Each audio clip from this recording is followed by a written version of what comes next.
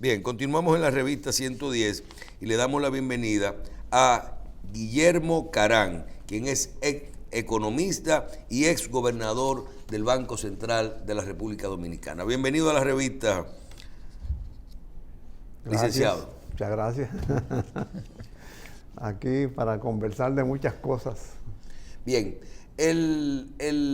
para retomar el tema, y creo que sería un buen tema para iniciar esta conversación, conversábamos en el segmento anterior sobre lo que es este anuncio que ha hecho el presidente de la adquisición de la autovía, de la autopista de Samaná, la cual tiene años en discusión porque él tiene un peaje sombra, el cual, ya que la carretera no pasan la cantidad de vehículos que debió calcular el que construyó la carretera, tiene lo que se llama un peaje del peaje, pero para nosotros los dominicanos, que se le llama peaje sombra, que debemos de pagar cada año. El presidente anuncia y dice que esto le costaría al Estado en unos años, en 4 o 5 años, 1.500 millones de dólares. No, 1.900. 1.900, y que con una negociación de buena fe se ha logrado pagar unos 410 millones de dólares a través del fideicomiso RD Vial, y que nosotros los dominicanos podremos tener, o sea, no ha pasado a obras públicas, sino ha pasado al fideicomiso RD Vial, y que nosotros los dominicanos podremos recibir un descuento a partir del 1 de enero del 2021 de alrededor de 20% de lo que cuesta ese peaje. O sea que si no nos hagamos ilusiones de que ese peaje va a 30 pesos ni a 100 pesos, pero sí tendremos una reducción de un 20% en el valor que está ahí. Su opinión de este tipo de negociaciones, si desde el punto de vista económico, macroeconómico, si hace daño, ¿qué es mejor? ¿Una operación financiera a corto plazo, el valor del dinero en el tiempo? Háblenos un poquito de eso. Bueno, habría que conocer un poquito más los detalles, que por supuesto tú parece que conoces más de lo que ha sido publicado.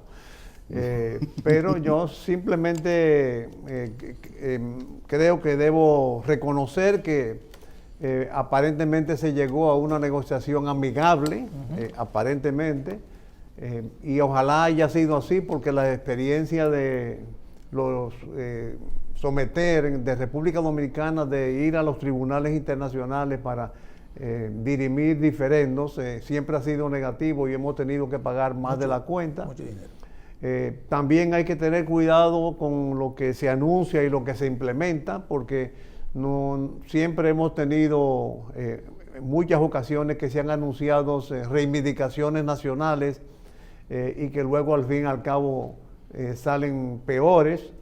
Por ejemplo, recordaba el caso del oro es nuestro, o el que ya hay petróleo en Charco Largo, y todo eso son elementos que dependen del tipo de negociación que se ha hecho. Yo estoy de acuerdo con la participación privada, estoy de acuerdo con las alianzas públicas privadas, estoy de acuerdo con los fideicomisos, aunque percibo que se está descansando mucho en ellos lo que pueda lograrse en términos de proveer infraestructura de servicio para el país. Vamos a ver cómo resulta esta negociación.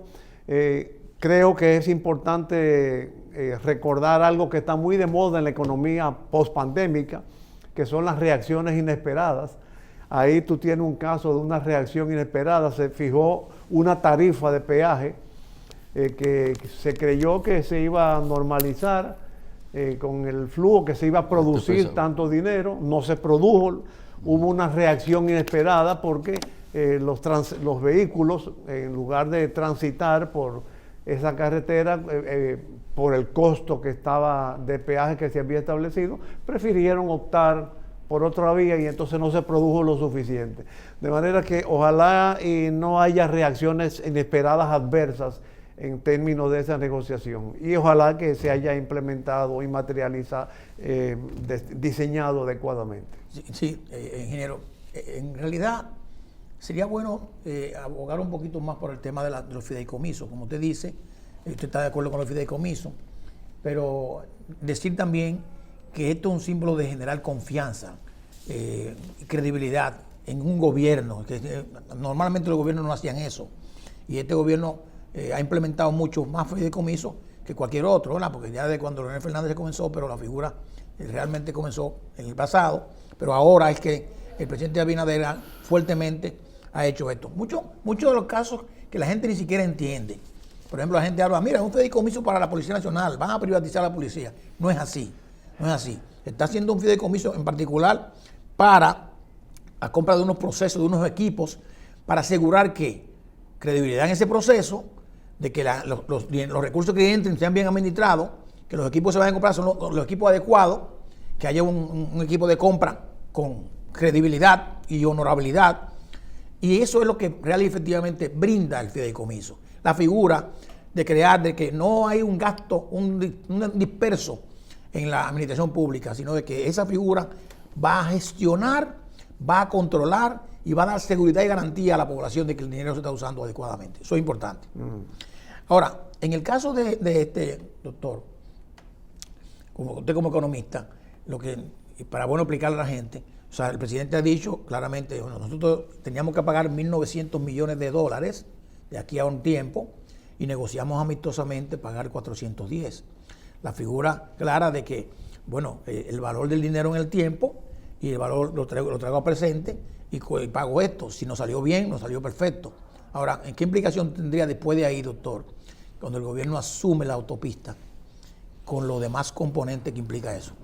Bueno, depende si el gobierno también cumple su parte de darle el mantenimiento adecuado, porque se supone que la idea de las concesiones y los fideicomisos es para que se administren los servicios que está brindando cada obra.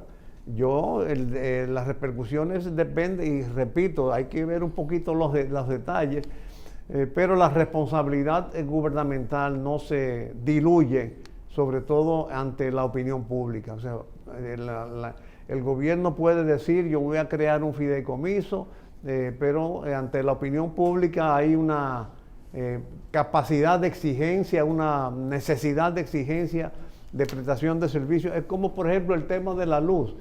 Hubo un tiempo, y todavía lo es, mucha gente se debatía en cuanto a el combustible, el precio del combustible, el costo de energía, el costo de la energía que se iba a vender al público, y algunas veces funcionarios decían, no, porque este es de carbón, este es de gasóleo, a la gente no le interesa con qué combustible se produce un kilovatio de energía. Lo que le cuesta. Interesa tener la energía que sea barata.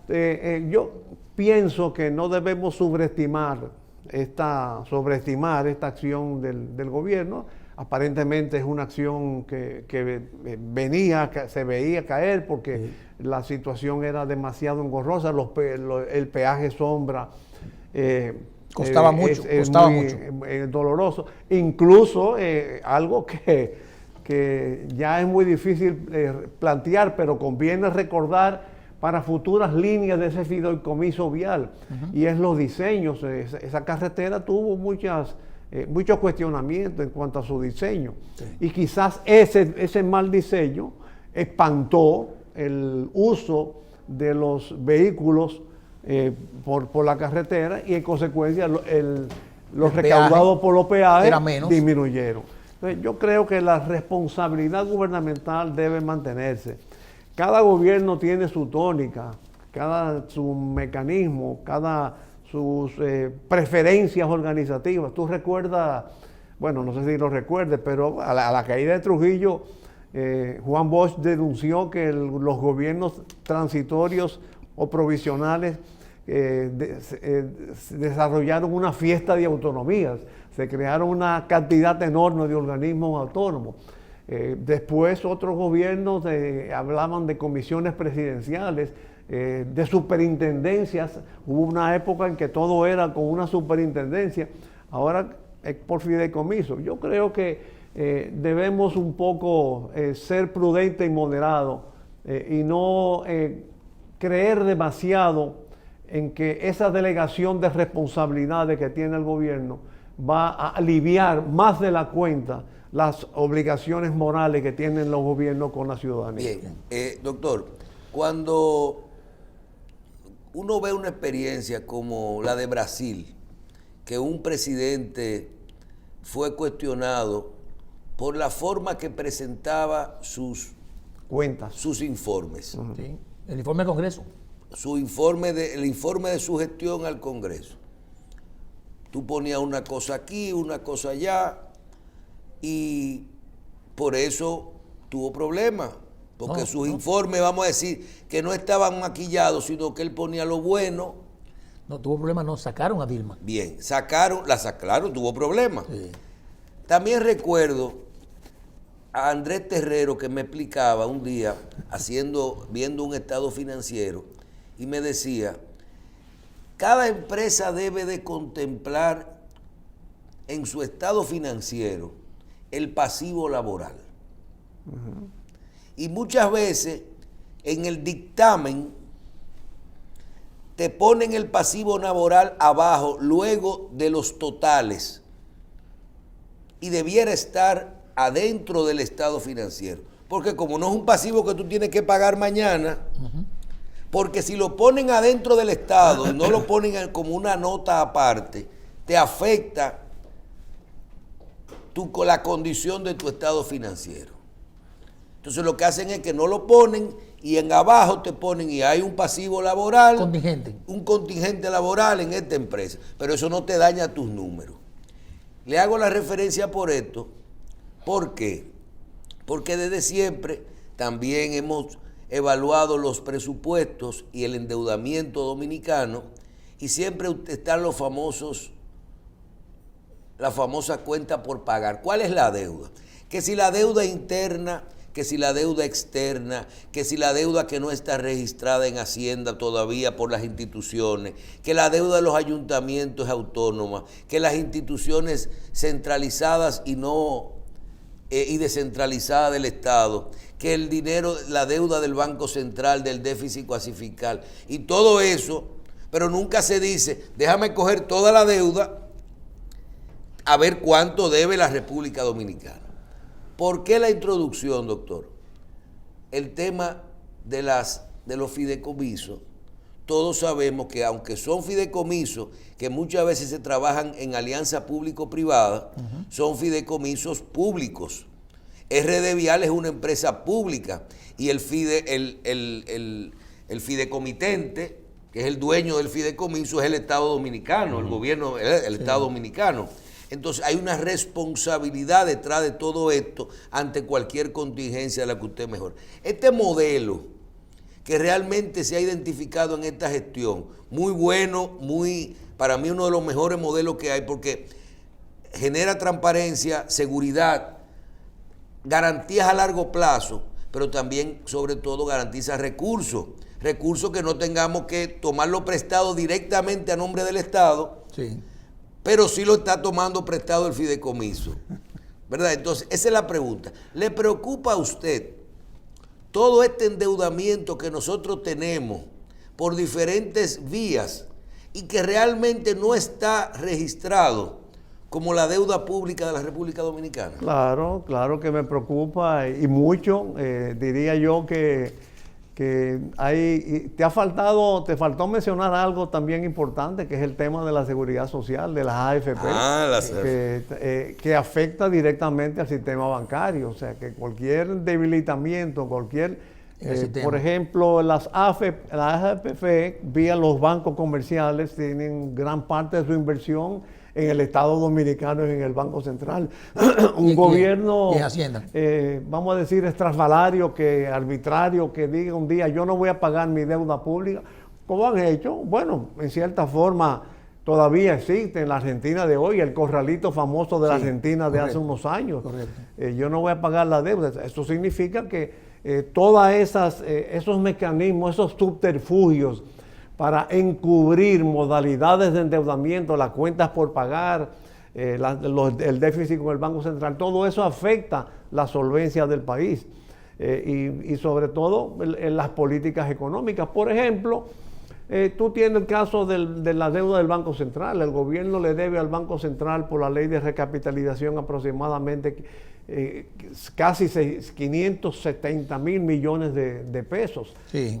Eso le quita capacidad de maniobra al Banco Central para, por ejemplo, establecer una política de reducción de intereses que fomente la economía, la agropecuaria. Y sobre todo, que porque el gobierno le debe esa cantidad, el Banco Central tiene la obligación de buscar cómo equilibrarla. ¿Y lo busca dónde? En el público. Y por eso hay 600 millones y tantos de pesos de dinero en circulación depositado en el Banco Central que debieron quedarse en la economía para activar la economía. Entonces, todos esos subterfugios a la larga terminan en una deuda pública que, aunque en términos contables pueda adornarse, en el fondo tienen sus repercusiones económicas perjudiciales para la población dominicana.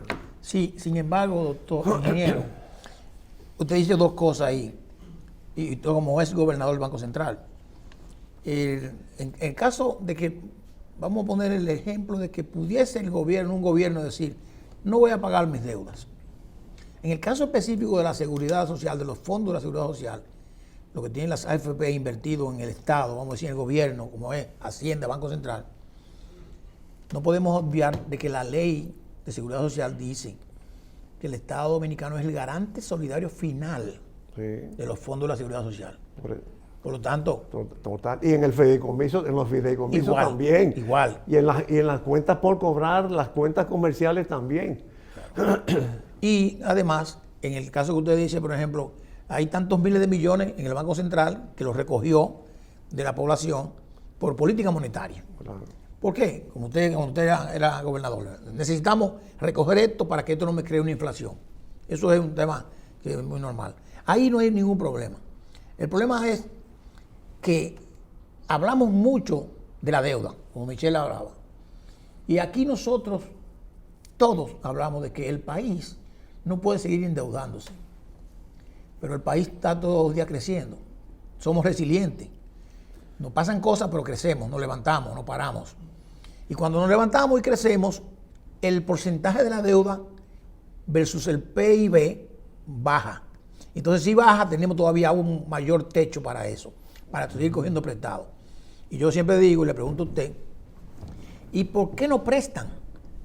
Si nosotros decimos que estamos mal y nos prestan porque entienden los que prestan que el país tiene capacidad para pagar. Pero esta semana dos calificadoras, Standard & Poor's y Fitch, subieron a BB y a BB claro, y a B estable. Claro, por eso digo. Yo te voy a dar una respuesta en una palabra. Sí. ¿Por qué nos prestan? Porque pagamos. Exactamente. Bueno, si algún momento hay un regateo de pago, si algún momento hay algún default.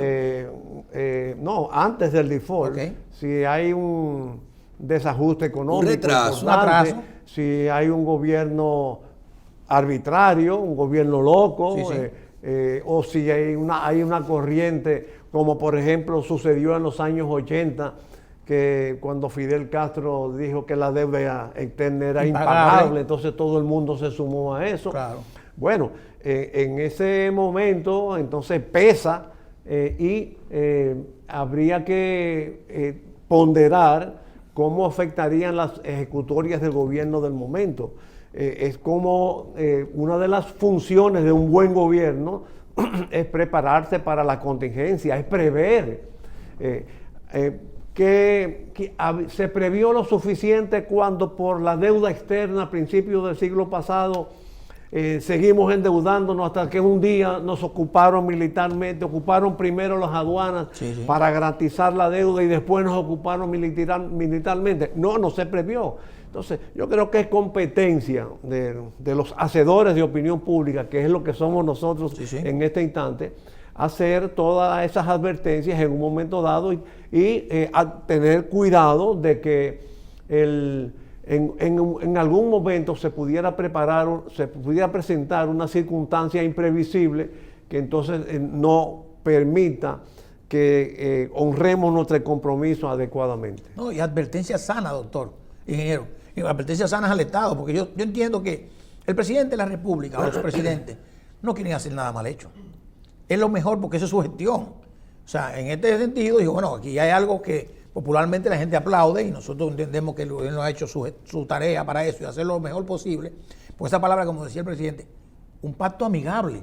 Claro. Eso es interesante porque si vamos a pelear, vamos a perder todos. Sí.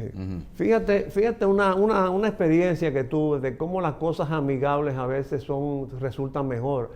Cuando los reformistas llegamos al gobierno en el 86, Jorge Blanco había dejado un contrato para la construcción de la presa de Manabao Bejucal Tavera. Había unos contratos con endosos y financiamiento del Banco Interamericano de Desarrollo. Pero el presidente Balaguer no quería esa presa, quería Manabao, quería Higüey y Aguacate. ¿Cuál fue la solución que se buscó? Se le dijo a los contratistas: se te va a pagar los trabajos que tú has hecho hasta ahora y te vamos a compensar otorgándote el contrato de Higüey y Aguacate. Claro, no había las leyes que estaban ahora. Claro, sí. Pero fue un acuerdo amigable. Sin embargo, en otros casos, por ejemplo, los Saltos del Spring, unos proyectos de riego, hubo conflictos que realmente le salieron costosos al Estado Dominicano. Y siempre es mejor lograr por la vía amigable en lugar de ir a litis, que te repito, no recuerdo un caso de litis internacional en los tribunales internacionales que el gobierno dominicano haya ganado. Y si lo gana, pierde con los costos. Y además, a veces si lo gana, pierde en términos de aceptación en la comunidad internacional. También, así, porque también sí. el recurrir el tema de justicia, a los tribunales seguridad, refleja una faceta del gobierno. En el caso de Catalina, el pleito internacional fue de 700 millones de dólares. Al final terminamos pagando 350, la mitad. O sea, fue una negociación al final, pero después de un pleito. Sí, cargó con los gastos legales también. Hay que sumarle.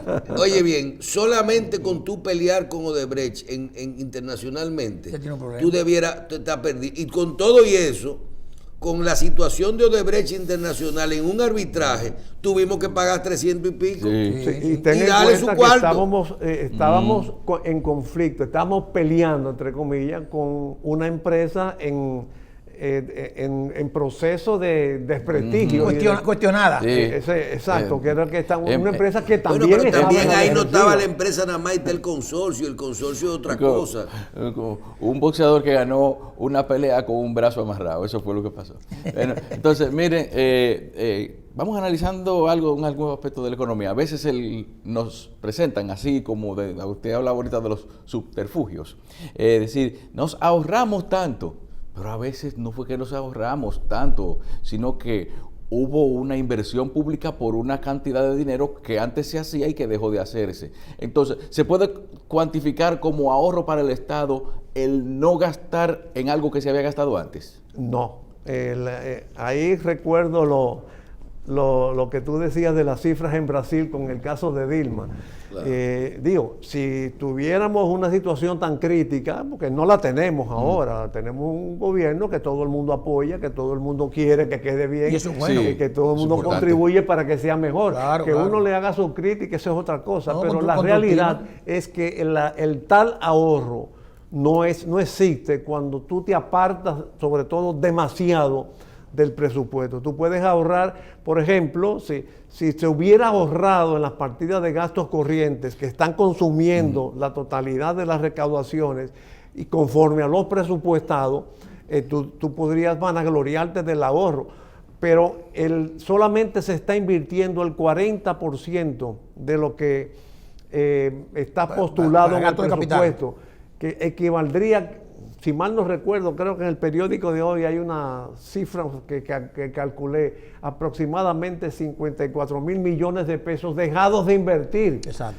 Dejar de invertir significa dejar de incrementar los activos fijos que la economía requiere. O sea, usted lo que está diciendo es que una cosa es, yo puedo economizar si yo bajo cosas de los gastos fijos, por ejemplo, de la nómina, de las Claro, instituciones, sí, sí. de si yo apago un bombillo Gasto y gasto corriente, menos luz, gasto eso es corriente, economizar. Ahora, gasto corriente. si yo dejo de realizar una obra, Que eso está no presupuestada. es una, Exacto. y que es una obra de capital, entonces eso no es un... No es un ahorro. No gastar no es ahorrar. No. O sea, No. dejar de gastar en lo que es necesario no es un ahorro, es una... Bueno, qué sé en yo. lo que es capital, porque, por Claro. ejemplo, pagar un salario es necesario. Sí, No, no, sí, pero Pero no, cuando el gobierno él no se- dice, él no por se- ejemplo, él no se refiere cuando a el eso. gobierno dice, por ejemplo, yo voy a gastar la mitad en publicidad, o voy a gastar, eso se llama un ahorro o se llama un pagar. No, yo lo puedo ver como un ahorro, porque yo estoy planificando, digo, mira, yo gasté el año pasado 1.000 millones en publicidad, y este año yo voy a gastar 500. Sí, yo voy a ahorrar.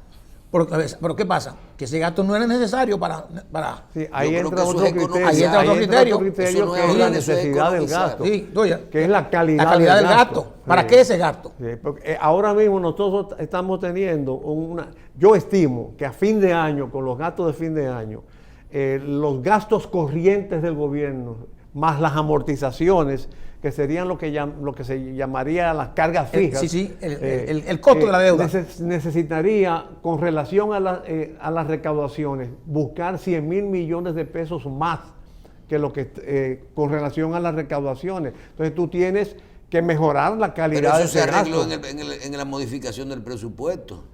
No tanto. No. Bueno, hay que ver porque esa modificación última del presupuesto es una modificación a posteriori.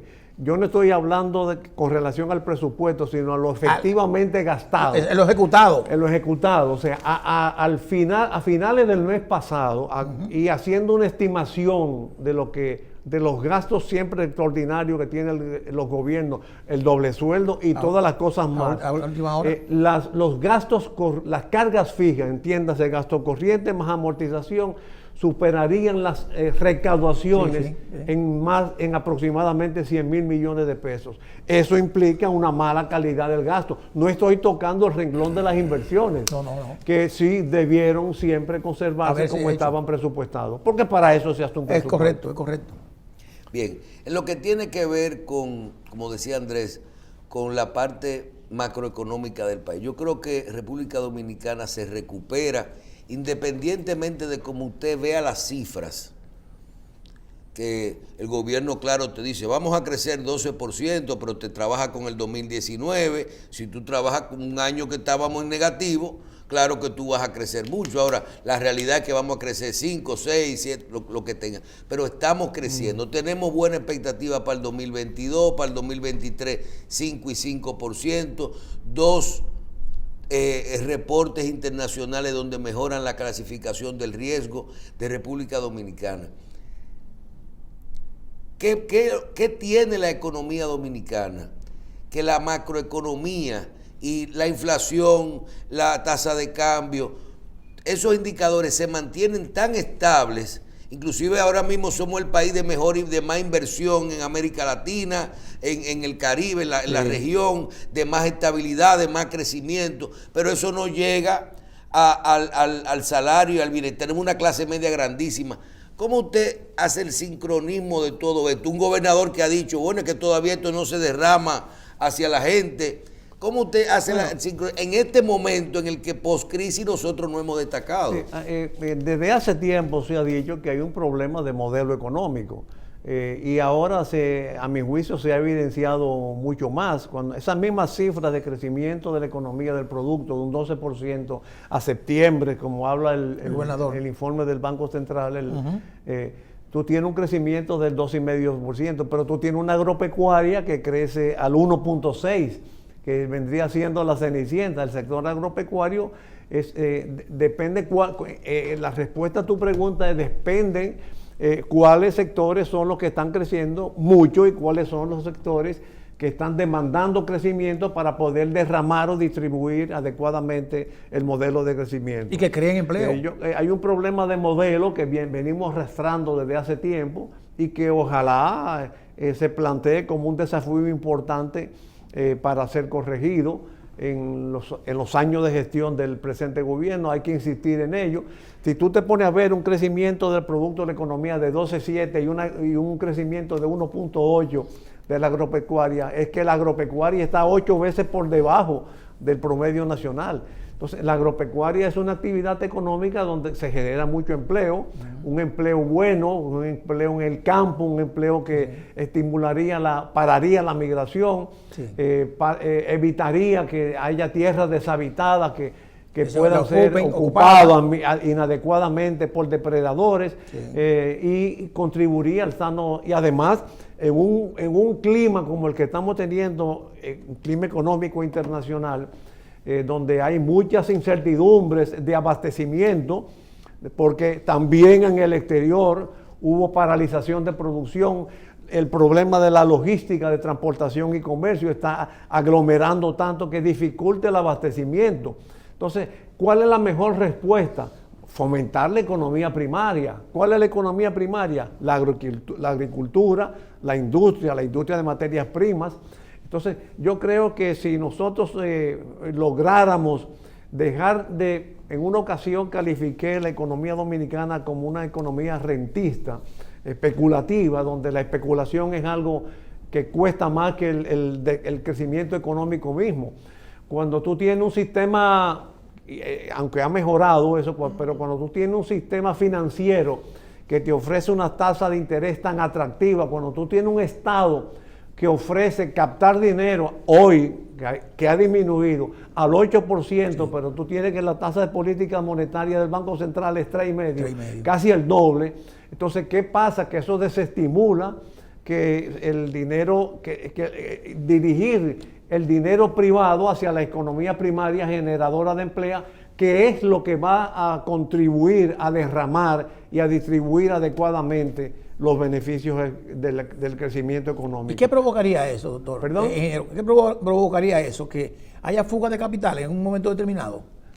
No entiendo bien. O sea, cuando usted dice, por ejemplo, que esto está limitando a que los recursos se inviertan en sectores productivos. Ajá. La gente podría pensar, bueno, no es atractivo para mí invertir en la República Dominicana. Puede ser. En la economía primaria. Digo, me pregunta si ha variado, sí, ha mejorado, pero todavía falta mucho. Y estas cifras de que el Estado, por sus déficits, pague el 8%, de que los depósitos en los bancos tienen una tasa de interés atractiva, aunque ha disminuido, eso desalienta que tú llegue a invertir en negocios primarios como en la agricultura. Entonces, ¿qué pasa? Ahí hay problemas. Esos son los sectores que generan empleo, y a través del empleo es cómo se distribuyen los beneficios del crecimiento, cómo se derrama, cómo se disminuye la pobreza. La pobreza no se combate dando un subsidio al pobre, no. Eso es mitigar la pobreza. Dijeron que durante los estados de emergencia se habían aprobado más préstamos por más dinero del que el gobierno realmente necesitaba y que realmente habían llegado muchos recursos que realmente no, sin tener un propósito, un destino claro para ellos. Entonces, ¿esto fue así o de cierta manera pudo haber esto contribuido a mantener una estabilidad económica, una estabilidad cambiaria con su depósito en el Banco Central? Fue así, aunque es justificable. Porque este es un gobierno que llegó en medio de la pandemia, un gobierno nuevo, quizás un gobierno nervioso, sí. no sabía cómo se iban a manejar las cosas, tomar los hilos del gobierno. Había el temor, ahí entran de nuevo las reacciones inesperadas de la economía que pesan mucho. Había el temor de que por la pandemia muchos países demandaran dinero y que el dinero escaseara y que no apareciera. Entonces el gobierno tuvo la oportunidad de conseguir un monto importante en bonos soberanos. Bueno, a mí tengo mis reservas con los bonos soberanos, pero es la moda económica del momento, ¿verdad? Sí. Y el gobierno se abocó a eso. Pero ha permitido tener unas reservas monetarias importantes, y eso ha transmitido confianza. Entonces, por eso digo, así fue, tiene esa justificación, tiene un costo, porque pagar dinero por adelantado, pagar dinero por un costo de dinero por un dinero guardado, un dinero que tú has tomado, que tiene un costo y que forma parte de tu reserva, eso es perjudicial para la economía. pero fue justificable que ojalá no se repita. Ya el gobierno tiene experiencia, ya el gobierno tiene los hilos tomados, ya la economía ha respondido, porque no podemos ignorar que esta es una economía, y lo repito, que a veces crece a pesar del gobierno. Claro, claro. Esta es una economía que en más de 60 años ha crecido con todo tipo de gobierno, con los reformistas, con el PRD, con el PLD. Es como que crece sola prácticamente. ¿Por qué? Porque tenemos un sector privado y condiciones naturales de ubicación de recursos naturales. Tenemos gente que es emprendedora, incluso la laboriosidad. Una de las razones por la cual las zonas francas prosperan es por lo ingeniosos que somos los dominicanos, que inventamos mucho y nos las buscamos y resolvemos cualquier problema. Entonces, todo eso ha transmitido una confianza en el sector privado que ha despertado y alentado el crecimiento económico. Entonces, ingeniero, tuvo la discusión de la reforma fiscal que tuvimos hace unos meses, y que por la presión que hubo el gobierno decidió no hacerla. Realmente no era necesaria, aparentemente. No era necesaria, digo, por lo menos en ese momento, aunque estamos de acuerdo, yo estoy de acuerdo de que se requiere una reforma fiscal, vamos a llamarle la palabra integral, como dice, ¿verdad? Para futuro. Pero ahora mismo no pasó, porque el presupuesto se modificó muy poco, el del año 2022. La cosa, fuimos resilientes y crecimos, y vamos a crecer, mira como dice el gobernador, 12%. Entonces, no lo necesitábamos. No va a venir un déficit mayor. Yo creo, cuidado porque no se necesitó, pero no te olvides que hubo adelantos de las empresas mineras y de los bancos comerciales. Que afectarían el 22. Y tú como contador sabes que esos adelantos a la larga se van a descontar. Claro. Yo no sé si ese aumento que estimé en el 10% del incremento de las recaudaciones, en qué medida esté justificada o amparada en esos adelantos que serán cobrados y que tú no sabes si se van a presentar después. Pero además yo insisto en que la reforma fiscal que necesitamos no es para imponer más impuestos. Exactamente. Es para mejorar la calidad del gasto y para simplificar el sistema tributario, para que los agentes económicos respondan con mayor eficiencia y produzcan empleos y derramen el crecimiento económico, distribuyan el crecimiento económico y resuelvan efectivamente, y empleo de calidad, porque en estos momentos nosotros tenemos que el empleo también se ha recuperado, pero no podemos olvidar que más de la mitad de los empleos son informales. Es correcto. Y eso no es un empleo de calidad, entre otras cosas, porque no están disfrutando de los beneficios, aunque precarios, por más que se critiquen, de la seguridad social. Así es. Así es. Bien.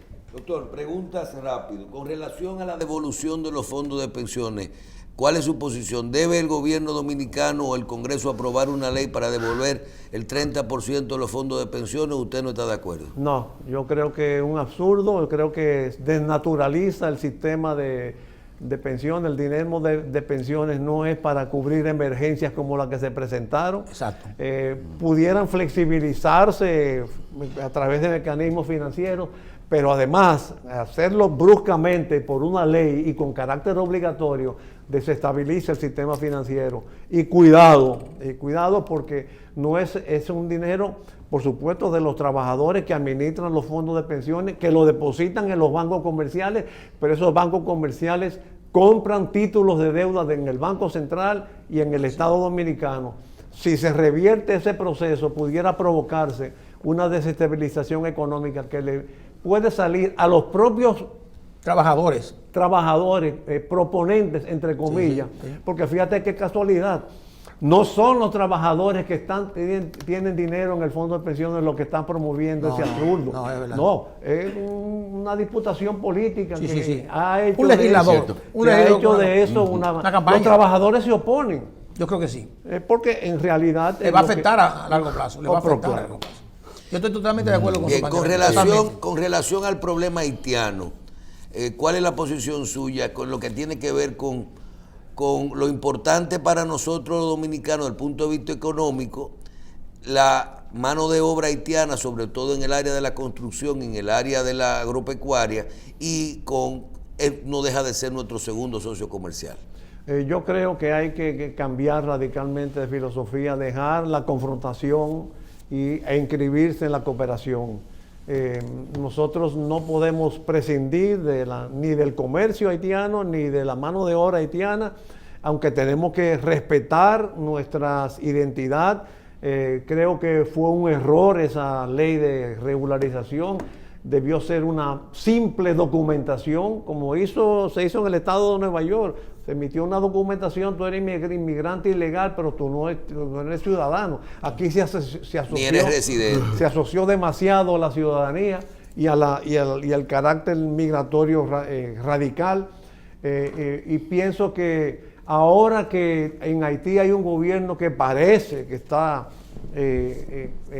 tratando de reencauzar las cosas, nosotros debemos cortar las confrontaciones con medidas de esas drásticas, como que se han adoptado, por ejemplo, el caso del visado de estudiante, que ahora se ha sancionado el cónsul que lo emitía, lo cual significa que la culpa fue de nuestro gobierno. El caso mismo de la parturienta, o sea, actitudes como esa que abonan la confrontación deberían manejarse con mucho mayor delicadeza. Y por supuesto, algo que no sé qué curso le ha dado el gobierno dominicano, el secretario general de las Naciones Unidas envió una enviada especial a Haití que rindió un informe al Consejo de Seguridad sobre un plan de acción que tiene el gobierno haitiano para normalizar la situación, que implique elecciones, que reforma constitucional y volver a combatir las bandas, que según el jefe de un militar destacado de Haití, con poca cosa se combate la banda. Alguien dijo una declaración y nadie lo ha desmentido, ni nadie le ha dicho loco, que con un tanque de guerra, 2 tanquetas, qué sé yo, no me acuerdo bien lo que es. Bueno, eso no es mi materia, pero obviamente si nosotros colaboramos con ese esfuerzo del gobierno para establecer relaciones bilaterales de interés común, satisfactorias, lograríamos la paz tanto de Haití como de República Dominicana. Excelente. Bien, finalmente, en la parte política, luego de concluir con todos estos acuerdos de modificación de la ley electoral, la ley de partido, aunque algún día tendremos la oportunidad de hacer un programa con usted para hablar de los recursos de los partidos y del origen de ellos y todo esto. A nivel, hay un tema que quisiera que usted me diera su opinión, que es cómo quedó el tema y cómo usted lo ve, el tema del transfugismo en los partidos políticos. Me parece que está muy bien observado en la ley. Inclusive la ley define o considera el transfugismo como una traición. Y la traición es un delito. Lo que pasa es que como todas las leyes dominicanas, incluyendo la Constitución, la mayoría de nuestras disposiciones legales no se cumplen y se pasan por alto, o las autoridades encargadas de hacerla cumplir se hacen los desentendidos o atienden otra prioridad, en este caso la Junta Central Electoral. A mí me parece que hay signos de transfugismo que deberían ser cortados, amparándose, y la Junta Central Electoral es un organismo constitucional con facultad de reglamentar, y no tiene que esperar las elecciones para reglamentar, sino que puede reglamentar en todo tiempo, que ese tipo de situación, como el que se observó, por ejemplo, en San Juan de la Maguana, como el que se observó en el propio Partido Reformista recientemente, para que esto no se traduzca en un espectáculo negativo en perjuicio de la democracia dominicana. Bien, muchas gracias al señor Guillermo Caram, ex economista y ex gobernador del Banco Central.